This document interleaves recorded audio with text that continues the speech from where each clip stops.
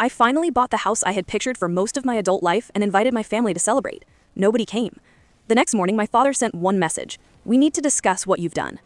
At 9:12 on a Friday night, I stood alone in a dining room I had spent 11 years imagining. The table was set for 5. A rosemary roast was cooling beneath the kitchen light, and gold balloons spelling "Welcome Home" were slowly sinking toward the floor. That was when I understood I wasn't heartbroken anymore. I was finished. There is a difference. Heartbreak still searches for an explanation. Being finished is quieter. It is a key turning inside a lock, a door closing without being slammed, and the knowledge that you will never open it the same way again. My family should have arrived nearly 2 hours earlier. The only message I had received was from my mother. "Sorry, plans changed. Can't make it." 6 words. No call. No explanation. No congratulations. 6 words in response to 11 years of overtime shifts, skipped vacations, secondhand furniture, and every dollar I forced myself not to spend. I placed my phone face down on the counter. Then I lifted the apple cinnamon cake I had baked for my aunt's recipe, carried it to the trash, and let it fall. The dull impact against the bin sounded more honest than anything my family had said all week. My name is Claire Bennett. I was 31 when I bought the house, and I had spent almost my entire 20s working toward one embarrassingly detailed dream: a pale green cottage with black shutters, a stone path, and a maple tree shading the porch. People laughed whenever I described it. "That isn't a financial plan, Claire. That's a painting. You're wasting your best years. You know normal people take vacations, right?" The last comment usually came from my older brother, Logan. Logan was 34 and moved through jobs and apartments with equal speed.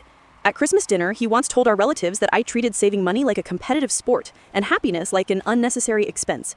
Everyone laughed. I laughed too. Then I drove back to my tiny apartment and transferred another $900 into the account labeled home. What they never saw was the work behind that number. By 26, I had saved $32,000 while answering support calls for a software company in Columbus, Ohio, where I knew no one. I started at $17 an hour. Over 5 years, I earned 2 certifications, changed employers twice, volunteered for weekend shifts, and worked my way into network operations at nearly double the pay. For 4 years, I lived in a studio so narrow that my bed nearly touched the kitchen counter.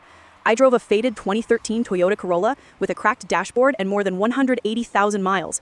I cooked every Sunday, borrowed books from the library, canceled subscriptions before free trials ended, and repaired things instead of replacing them. It looked like deprivation from the outside. To me, it was construction. Every packed lunch, every late shift, every invitation I declined was another piece of the life I wanted. On April 18th, at 3:40 in the afternoon, I sat in a title office in Cincinnati and signed my name until my wrist ached. Then, I handed over a cashier's check for $52,300, my down payment. No cosigner, no inheritance, no loan for my parents, not $1 that had not come from my own work. The closing attorney, Marissa Cole, slid a brass key across the table and smiled. "Congratulations, Miss Bennett, it's officially yours." I closed my fingers around the key and felt 11 years loosen inside my chest. The house cost $314,000. It was a 3-bedroom cottage on Hawthorne Lane, outside Columbus, with pale green siding, black shutters, oak floors, a deep porch, and a maple tree that turned the yard red in October. When I was 10, I had drawn almost the same house in a notebook. I found the picture while packing. The roof was crooked, the windows uneven, and I had written "My House" above it in purple marker. I framed it and hung it in the hallway. The first people I wanted to show were my family, not my coworkers, not the internet. My parents, and Logan. I wish I could say I expected disappointment, but I didn't. Hope survives a ridiculous amount of evidence. It kept telling me this achievement was too visible to dismiss. This time, they would finally see me. So I wrote in our family group chat, "Big news, I closed on the house today. I'm having dinner Friday at 7:30 to celebrate. I'd really love for all of you to come. Address below." I attached a picture of myself standing on the porch with the key raised beside my face. My mother replied 8 minutes later, "That's nice, honey." Logan sent a clapping emoji. My father said nothing. I told myself responses didn't matter. Showing up mattered. Friday morning, I started cooking. I made rosemary beef, roasted carrots, garlic potatoes, bread, and apple cinnamon cake. The beef was my father's favorite. The potatoes were the way my mother liked them. I even bought Logan the craft beer he always ordered and never paid for. I set the table with new white plates. I put orange lilies in a glass pitcher, hung gold balloons across the doorway, and played the old soul songs my mother listened to on Sundays. By 7, the house smelled warm and alive. At 7:30, I sat at the table. At 7:38, I checked my phone. Nothing. At 7:45, I sent, "Food's ready whenever you get here." No answer. At 8, I reheated the potatoes. At 8:10, I adjusted the flowers twice. At 8:20, I called my mother. 4 rings, then voicemail. My father didn't answer either. Logan picked up on the second call. Music and shouting filled the background. "Claire, what's going on?" "Dinner, at my house, tonight." There was a pause. "Oh, right. I thought Mom canceled." "She canceled for everyone?" "I don't know. I'm at Tyler's. We're watching the game." "You said you were coming." "Can we do this another night? It's just a house dinner." just a house dinner. He hung up before I could answer. I stayed at the table for another 25 minutes. I don't know what I expected. Maybe headlights turning into the driveway. Maybe my mother rushing through the door with an apology. Maybe my father carrying flowers he had bought at the last gas station before my street. Nothing happened. At 9:04, my mother finally texted. "Sorry, plans changed, can't make it." I read the message twice, then stood up and began cleaning. I wrapped the beef in foil. I packed the potatoes into containers. I washed every plate by hand because the dishwasher still wasn't connected. I swept crumbs from beneath chairs no one had used. Then I took down the balloons. One by one, I pressed each gold letter against my chest until the air escaped. The quiet hiss filled the dining room like the house itself was giving up. I didn't cry. That surprised me. I had cried after smaller disappointments, forgotten birthdays, canceled lunches, the college graduation where my parents arrived late and left before photographs. But that night, I felt nothing sharp enough to become tears. My fingertips went cold. My chest felt hollow, as if someone had carefully removed the part of me that still expected anything from them. At 11:36, someone knocked on the front door. When I opened it, I found Brooke, Logan's girlfriend of 8 months, standing on the porch. She held a supermarket cheesecake inside a clear plastic container. Someone had written "New Home" across the top in crooked blue frosting. "Hey," she said quietly, "I thought somebody should bring something." I let her inside. We sat in the living room among half-open boxes. Brooke ate a small piece of cheesecake. I didn't touch mine. She complimented the fireplace, asked how old the maple tree was, and said the neighborhood seemed peaceful. I answered with 1 or 2 words. Finally, I asked, "What happened tonight?" She lowered her fork. "What do you mean?" "What changed? What was so important that all 3 of them canceled?" Brooke stared at the frosting for several seconds. "Claire, I don't think anything changed." The room became very still. "Logan was at Tyler's before you called. They planned the game night earlier this week. Your mother posted pictures from a garden show around 7. I don't know where your dad was." There it was. No emergency, no misunderstanding, no sudden problem. My brother had chosen a basketball game. My mother had chosen flower displays and handmade pottery. My father had never even bothered to invent an excuse. Brooke left shortly after midnight. I locked the door, went upstairs, and lay on a mattress without sheets because most of my bedding was still packed. The bedroom ceiling was smooth and freshly painted. I stared at it until almost 3 in the morning. Somewhere in those hours, something inside me moved into place. It didn't break, it adjusted. It felt like a joint that had been twisted for years, finally returning to where it belonged. At 6:22 the next morning, my father texted, "We need to discuss the house." Not, "I'm sorry," not, "Congratulations," not even, "How was dinner?" We need to discuss the house. My stomach tightened, but I wasn't surprised. I already knew that whatever he wanted to say would not be about how hard I had worked or how proud he was. I didn't answer immediately. Instead, I made coffee in my new kitchen, carried it outside, and sat on the porch steps beneath the maple tree. Morning light moved through the branches and scattered across the stone path. For once, I didn't rush to fill the silence. I let it remain empty. Then I called him. My father answered on the 3rd ring. His voice was calm, almost formal, the tone he used whenever he wanted to sound reasonable while saying something cruel. "Your mother and I have been talking," he began. "We think buying that house without discussing it with the family was inconsiderate." I looked across the yard at the stone path I had chosen, the porch I had repaired, the maple tree moving gently in the wind. Inconsiderate to whom? To everyone. Logan has been having a difficult year. Seeing you announce something this expensive without considering how it might make him feel was unnecessary. For a moment, I pulled the phone away from my ear. I thought I had misunderstood him. "You skipped dinner because my house made Logan uncomfortable?" "That isn't what I said. You didn't come to celebrate because I succeeded at something he hasn't. Claire, don't turn this into an attack." I closed my eyes. "You called me the morning after missing the most important dinner I've ever hosted, and instead of apologizing, you're telling me I should feel guilty for buying a house with my own money? We're asking you to show some sensitivity. Did you feel happy for me?" Silence. I heard the faint clicking of his turn signal through the phone. He was probably driving somewhere, having this conversation between errands. "Dad," I said, "when you saw the picture of me holding the key, were you proud of me for even 1 second?" The silence lasted long enough to become an answer. "That isn't the issue," he finally said. I ended the call. For the first time in my life, I did not explain myself afterward. I didn't send a message saying I was emotional. I didn't apologize for my tone. I didn't try to make the truth softer so they could hold it without discomfort. Instead, I drove to a hardware store. I bought a narrow piece of cedar, black paint, and 2 metal hooks. At my kitchen counter, I painted 1 sentence in careful block letters. "No guilt allowed past this door." I hung the sign beside the front steps. Then I took a photograph. The maple tree stood behind it, sunlight breaking through the leaves. Part of the greenhouse and one black shutter were visible in the background. I posted the picture online with a short caption: "My home, my work, my joy. I will no longer apologize for any of them." I expected a few likes from coworkers. By noon, the post had been shared more than 5,000 times. By evening, it had crossed 30,000. The comments came from people I had never met, but many of them described my life with frightening accuracy. A man from Arizona wrote that his parents skipped his college graduation because his sister had been upset about failing a class. A woman in Oregon said her family ignored the opening of the bakery she had spent 7 years building, then accused her of showing off when it became successful. Someone named Maria wrote, "Other people's discomfort with your growth is not proof that you did something wrong." I read that sentence over and over. Meanwhile, my phone would not stop vibrating. My mother called 3 times. Logan texted first. "Take that down, you're making us look terrible." 20 minutes later, another message appeared. "Mom is crying, I hope you're proud of yourself."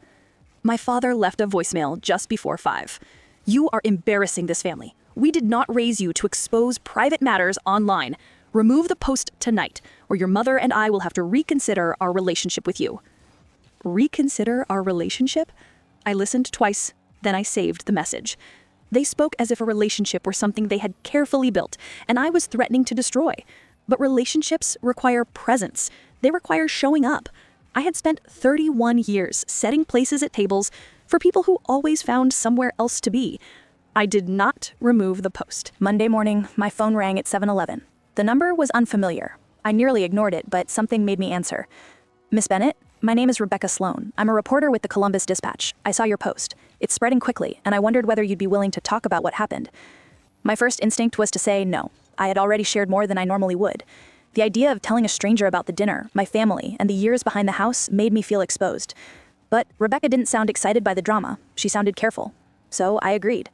She came to the house the following afternoon. We sat on the porch beneath the maple tree with coffee and mismatched mugs because I still hadn't unpacked most of the kitchen.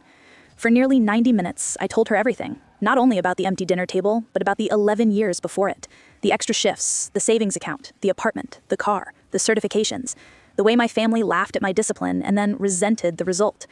Rebecca took notes without interrupting. When I finished, she asked, "Can you prove the financial details?" "Yes." I showed her bank statements, pay records, the closing documents, and the cashier's check. I also gave her screenshots from the group chat, my invitation, my mother's cancellation, Logan's messages, and my father's voicemail. Rebecca read everything twice. "This story isn't really about a missed dinner," she said. "No," I replied. "It's about what the dinner confirmed." The article was published 4 days later. The headline read, "She saved for 11 years to buy her first home. Her family refused to celebrate." By lunchtime, the article had been shared across the country. That was when the messages changed. At first, they had come from strangers. Now they came from cousins, old neighbors, former family friends, and people who had watched us for years without ever saying anything. Some apologized. Some said they had always noticed how differently Logan and I were treated. My cousin Natalie sent the longest message. We had been close as children, but our families drifted apart after high school. She wrote that there were things she had assumed I already knew. My parents had borrowed $18,000 to help Logan buy a condo 4 years earlier. He stopped making payments within a year, and they covered the debt until the property was sold. For his 30th birthday, my mother organized a restaurant party that cost nearly $3,000. When I graduated from college on time, while working evenings, my parents told relatives I had finally managed to finish. I read Natalie's email at my kitchen table late Friday night. Then I reached the final paragraph. "Claire, your mother told mine 2 years ago that she hoped you would give up on buying a house.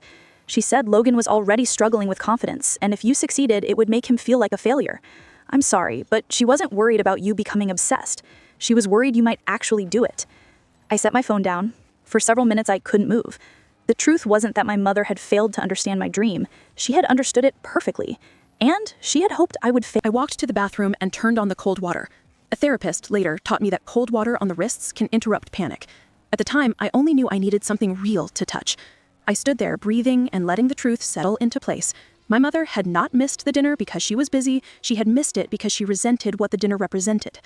2 weeks later, I began seeing Dr. Evelyn Hart, a therapist who specialized in emotionally neglectful families. During our 3rd session, I showed her Natalie's email. She read it slowly, then looked up. "What you're describing is a family system built around protecting one person from consequences," she said. "Your brother's dependence gives your parents a role. Your independence threatens it. Because I don't need them? Because you prove that needing them was never the only option. For years, I believed Logan was favored because he was charming or easier to love. Dr. Hart explained that in some families, the favored child is not the strongest one. He is the one whose problems keep everyone in familiar positions. Logan needed rescuing. My parents needed to rescue him, and I was expected to remain small enough that the arrangement still looked reasonable. My success did not merely embarrass Logan, it challenged the story my parents had built around him. 6 weeks after the dinner, the situation became more serious. I was at work when Marissa Cole, the attorney who handled my closing, called. "Claire, I need to ask you something, and I don't want you to panic." My hand tightened around the phone. "Has anyone in your family contacted you about ownership of the property?" "No. Why?" "An attorney named Daniel Mercer called this morning. He represents your parents. He asked whether family money was used for your down payment and whether that could give them an ownership interest." For several seconds, I could not speak. The office continued as if nothing had happened. A printer hummed. Someone laughed near the break room. "My parents didn't give me anything," I said. "Not for the house, not for college, nothing." "I know, your file is clear, but they're looking for a way to claim otherwise." I left work early and drove directly to her office. For 2 hours, we reviewed 11 years of statements, deposits, paychecks, and transfers. Every dollar could be traced to my income. Marissa closed the final folder. "This is airtight. If they file anything, they will lose." "Then why hire a lawyer?" She removed her glasses. "Because they can't accept that the house belongs only to you." The next morning, I formally retained her. She sent Daniel Mercer a cease and desist letter stating that any claim against my property was baseless and that further attempts could result in a counterclaim for harassment and abuse of legal process. But I was no longer interested in protecting my family from the consequences of their choices. I called Rebecca Sloan. When I explained what had happened, she went quiet. "Claire," she said, "are you willing to put this on the record?" "Yes." "The legal threat too?" "All of it." Rebecca's follow-up article appeared 12 days later. It included a statement from Marissa, a summary of the financial records, and confirmation that my parents had contacted an attorney despite having no documented connection to the purchase. Daniel Mercer's office declined to comment. The headline read, "Parents seek claim to daughter's home after refusing to attend her celebration." The first article had spread. The second was exploded. By the end of the week, Daniel Mercer had withdrawn as my parents' attorney. Marissa said he cited a breakdown in the attorney-client relationship, which sounded like a polite way of saying he wanted no part in what they were attempting. My mother's small online business suffered almost immediately. She sold painted flower pots and decorative wreaths at weekend markets. People recognized her name from the article. Orders were canceled. Negative comments appeared under her business posts. Within 2 weeks, she shut down the page. I hadn't contacted any customers or encouraged anyone to attack her. I didn't celebrate what happened, but I also refused to accept responsibility for it. Logan called me at 1:18 one morning. His words were slow and heavy. He had been drinking. "You destroyed everything," he said. "Mom barely leaves the house. Dad won't talk to anyone. All because we missed one dinner?" "No," I replied. "This happened because they tried to take something they didn't help me build. They weren't actually going to take it. They hired a lawyer. They were scared." "Of what?" He had no answer. Then his voice sharpened. "You always have to prove you're better than everyone." I sat up in bed. "I spent years making myself smaller so you wouldn't feel worse. I'm not doing it anymore." "I never asked you to do that." "No, you just accepted every benefit while they asked me to." He became quiet. I thought about the condo, the birthday party, the debts my parents had quietly paid. I thought about every time Logan mocked my savings while benefiting from money I had never been offered. "Did you know Mom hoped I wouldn't buy the house?" I asked. He didn't respond. "Logan?" "I knew she thought it would cause problems." "That isn't what I asked." Another silence. That was enough. I ended the call, turned off my phone, and slept better than I had in weeks. The following morning, I blocked all 3 of their numbers. Not to punish them, to stop giving them immediate access to my peace. 3 weeks later, an envelope arrived. My father's handwriting covered the front. Small, straight, carefully controlled. Because of the legal dispute, I sent it to Marissa before opening it. She called the next afternoon. "It isn't a threat," she said. "It's personal. You can read it safely." The letter was 2 pages long. My father wrote that he regretted missing dinner. He claimed he had not understood how deeply his silence affected me. He said he disagreed with my mother's behavior, but admitted that he had spent years avoiding conflict instead of defending me. Near the end, he wrote, "I've always been proud of you, even when I failed to say it." I read that sentence several times. Then I placed the letter in a drawer. During my next session, Dr. Hart asked whether I believed him. "I believe he feels sorry," I said. "That isn't the same as asking whether you forgive him." "I know." "What would you need from him?" "Change. Not another explanation." "And what do you want to do now?" "Nothing." For once, doing nothing did not feel cruel. It felt like freedom. The months that followed were the quietest of my life, but they were not empty. For the first time, I stopped chasing people who had already decided not to meet me halfway. I stopped rewriting messages before sending them, stopped planning conversations in which I might finally say the perfect thing, and stopped saving weekends in case my family suddenly wanted to see me. Without all that waiting, space opened, and other people began to fill it. My next-door neighbor, Mr. Alvarez, was a retired carpenter in his 70s. One Saturday morning, he appeared on my porch carrying a peach pie and a toolbox. I read the article, he said. My daughter went through something similar. Also, your porch rail is loose. He fixed the rail before I could object. After that, he started waving whenever he saw me outside. Sometimes he brought coffee. Sometimes I helped him order replacement parts online. A woman from work named Tessa began stopping by on Sunday mornings. At first, she came alone. Then she brought her wife, Naomi.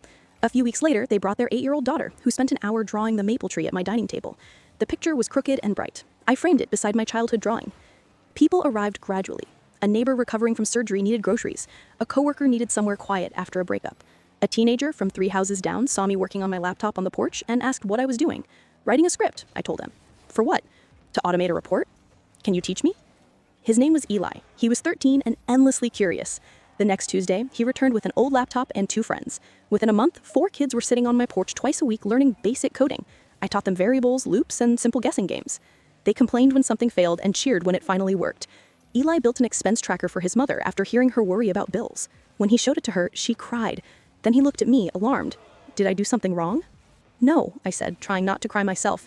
You did something very right. That was when I began to understand something about the life I had built. It was never going to remain empty. Not if I stopped measuring belonging by blood. Not if I left room for people who arrived because they wanted to. Not because I had begged or made myself smaller for them. My house changed too. The unopened boxes disappeared. Photographs filled the hallway. The porch gained 2 secondhand chairs.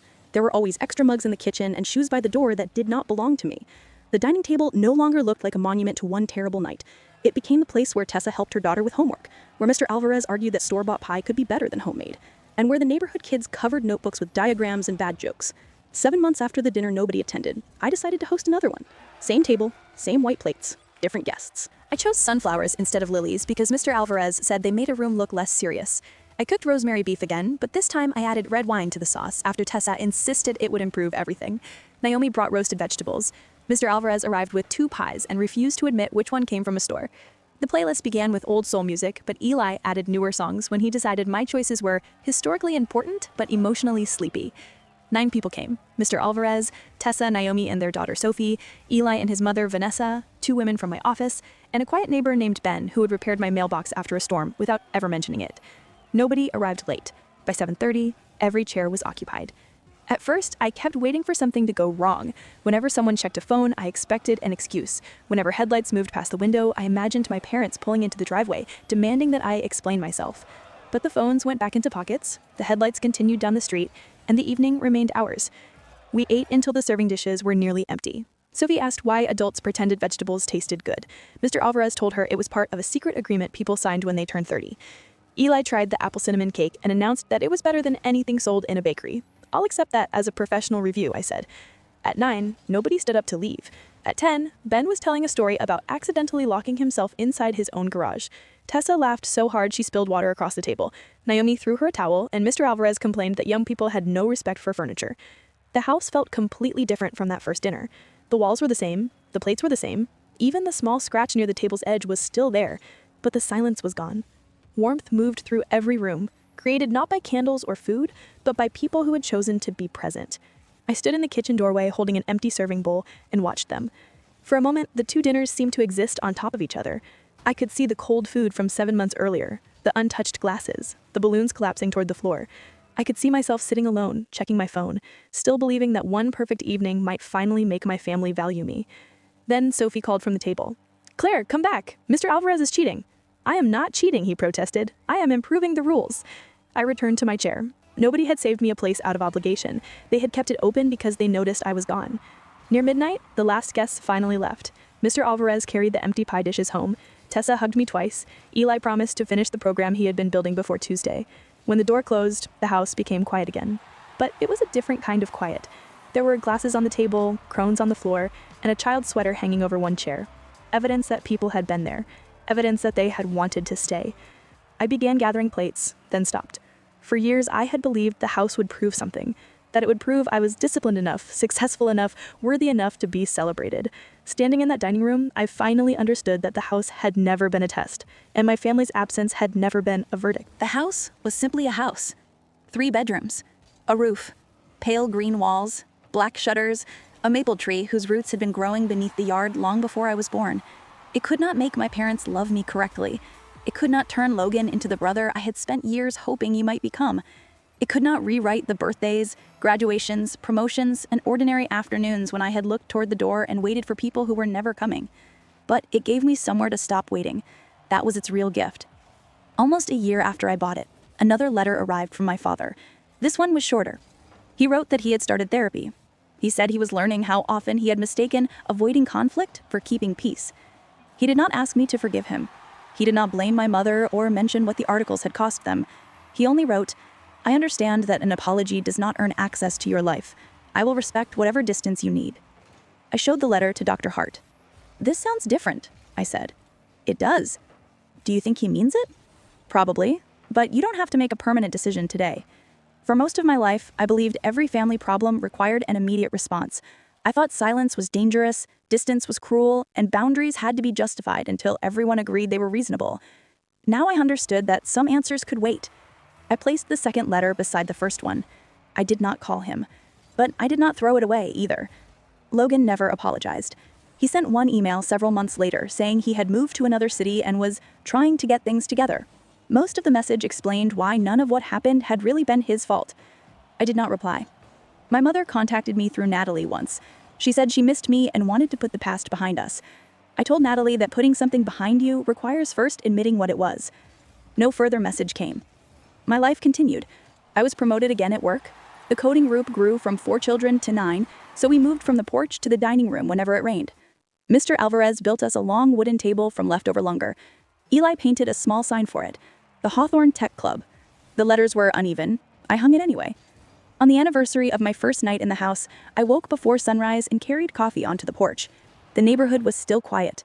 A light was on in Mr. Alvarez's kitchen. Someone's newspaper waited at the end of a driveway. The maple branches moved above me, dark against the morning sky. I thought about the woman I had been 1 year earlier. She had believed the worst thing that could happen was for her family not to come. She didn't yet understand that their absence would reveal the truth she needed.